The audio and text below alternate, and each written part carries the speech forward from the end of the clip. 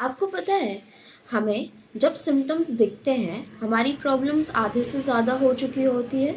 चलिए आज हम इसी टॉपिक पे बात करते हैं। सिम्टम्स, डिजीज़ या पैथोलॉजिकल रिपोर्ट्स कोई भी हमारी अर्ली साइन सिम्टम्स नहीं होते हैं, ये हमारा लास्ट वार्निंग साइन होता है। कैसे? बॉडी बहुत इंटेलिजेंट होती है। पहले हमारे बहुत सारी प्रॉब्लम्स बहुत एडजस्ट करती है, कंपेंसेट करती है, रेगुलेट करती है, तब तक कोई प्रॉब्लम नहीं होती। जब हमारे ऑर्गन्स पे तब तक हमारे ऑर्गन्स लोड ले रहे होते हैं, कोई प्रॉब्लम नहीं आई होती है।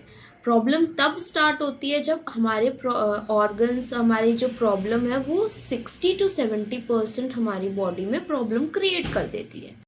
हमारी बॉडी ऑलरेडी हर सिस्टम में अपना बैकअप प्लान रखती है। जैसे 2 किडनीज हैं, तो एक किडनी भी अगर प्रॉपर वर्क नहीं कर रही होगी तो भी हमें कोई दिक्कत नहीं हो रही होगी।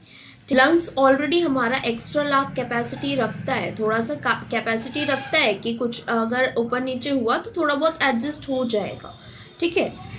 हार्मोन्स भी हमारे कुछ हद तक बैलेंस रहते हैं, फ्लेक्सिबल रहते हैं कि कुछ ना कुछ रेंज में हमारा एडजस्टेबल होगा, तब तक हमें कोई सिम्टम्स, हमें कोई प्रॉब्लम नहीं हुई। नर्व सिम्टम्स भी हमारे तब तक सिग्नल नहीं देते जब तक उसको कोई बहुत ज़्यादा ज़रूरत नहीं होती। लाइफस्टाइल प्रॉब्लम भी हमें एक दिन में नहीं हो रही होती है, कई चीज़ें फैक्टर करती है, इसमें भी कई सालों लगते हैं इन सब चीज़ों को डेवलप होने में। जैसे कि लाइफस्टाइल प्रॉब्लम में अपना आ जाता है बीपी, शुगर, थायराइड और कुछ भी हार्मोनल डिसबैलेंस। तो उसमें सबसे पहले हमारा जो हैबिट्स होती हैं वो डिफ़र करती है, स्ट्रेस लेवल प्लस हमारी जो लाइफस्टाइल है, न्यूट्रिशन है, वो सबसे स्टार्ट होते होते वो लंबी खींच जाती है, फिर हमें प्रॉब्लम्स क्रिएट करती है बाद में, जब वो 60 to 70% हैजन कर देती है।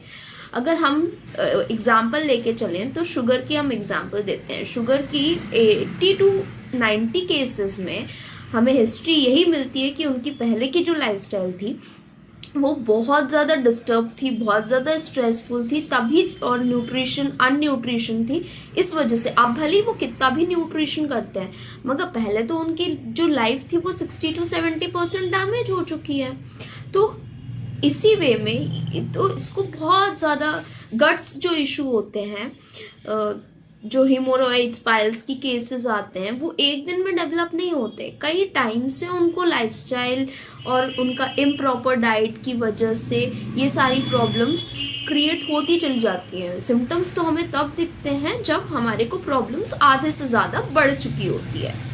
कई बार मॉडर्न टेस्ट भी हमारे जो है प्रॉब्लम्स, अर्ली साइंस नहीं पकड़ पाते। कई बार हम रिपोर्ट्स करवाते हैं, हमें कोई प्रॉब्लम, कोई रिपोर्ट्स में इरेगुलर चेंजेस, इरेगुलर रेंजेस नहीं दिखती है, मगर फिर भी पेशेंट बोलता है डॉक्टर मुझे ये प्रॉब्लम हो रही है, ठीक है। तो ये सब कंडीशंस हमको पहले से सिग्नल दे रखी होती है। कई बार पैथोलॉजिकल चेंजेस से हमें बहुत बाद ही आती है जब हमारा केस। प्रिवेंशन मेडिसिन ही फ्यूचर है।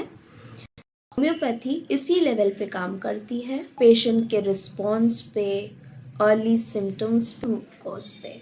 यही सारी चीज़ें हैं जो होम्योपैथिक बेसिस के उस पर ट्रीट होता है, रूट कॉज पे। इसलिए होम्योपैथिक में हमेशा जो है केस टेकिंग लंबी की जाती है और बहुत डिटेल में केसेस लिए जाते हैं। Thank you. अगर आपको हमारा वीडियो लाइकेबल लगा हो, इन्फॉर्मेटिव लगा हो तो आप लाइक, कमेंट, सब्सक्राइब्स ज़रूर करिए और शेयर करिए आगे। Thank you.